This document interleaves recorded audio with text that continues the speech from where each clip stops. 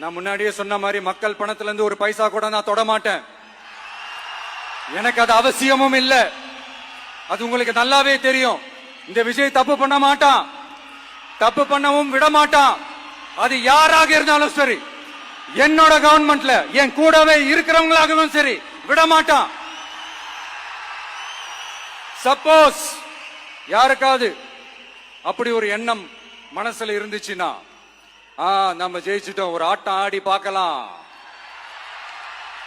அப்படின்ற எண்ணம் யாருக்காவது இருந்துச்சுன்னா இப்பவே இந்த நிமிஷமே அதை எரேஸ் பண்ணிருங்க.